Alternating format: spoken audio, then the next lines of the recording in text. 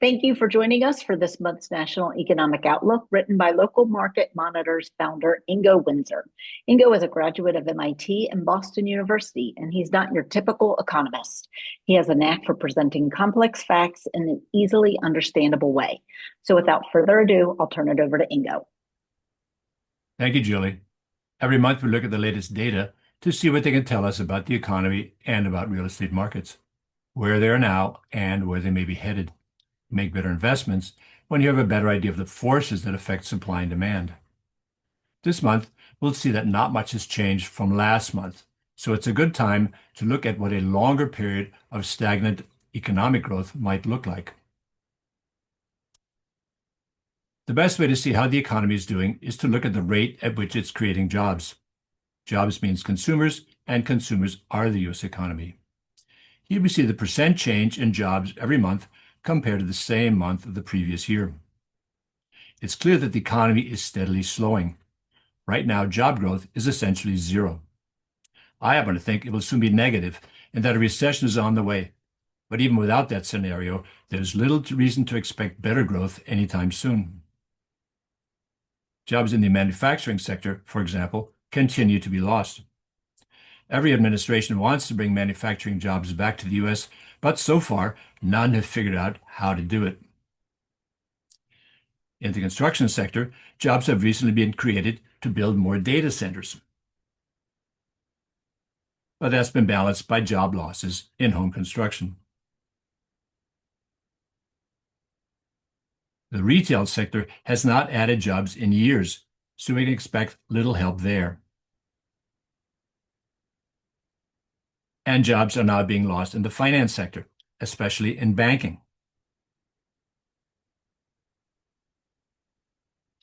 Restaurants are adding jobs again, but restaurants are not a growth industry. Healthcare is the only big sector that has added jobs at a good rate in the last few years. But even here, the rate is heading lower. The large business services sector, usually our best measure of actual business activity, has been losing jobs for years, but may be doing better in the near future. Companies are shedding fewer temporary workers. On the other hand, more computer programmers are being laid off as artificial intelligence is taking their place. AI may be the biggest reason to worry about job growth in business services. As the quality of AI gets better, more services can be provided with fewer people. Finally, growth in the big government sector has been slowing for years and is now negative. That's mainly due to the elimination of about 300,000 jobs at the federal level, which is a problem for the economy right now, but probably won't be repeated. So we'd expect the picture to look better later this year, except that jobs are also being lost at the state level. This may be the bigger problem in the long run if it's due to tighter state budgets.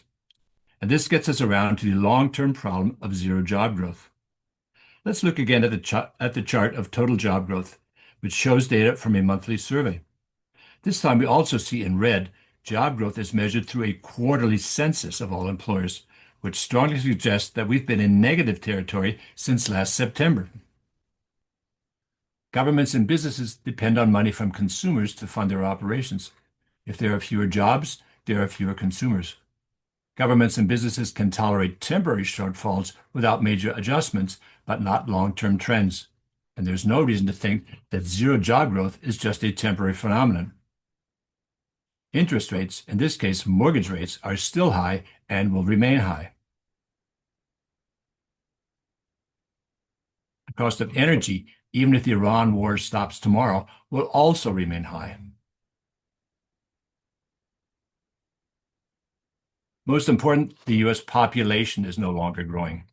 This chart shows the rate at which population has grown. In purple is the natural growth, more people born than dying. This natural growth has been slowing for years and is now very close to zero.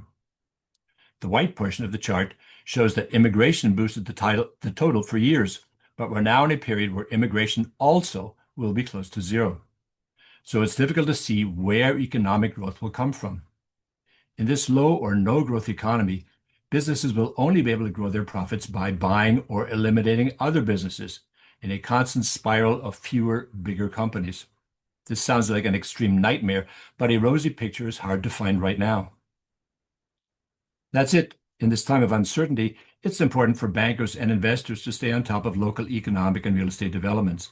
Local Market Monitor provides the data and analysis they need with local market reports and investors' metro analysis.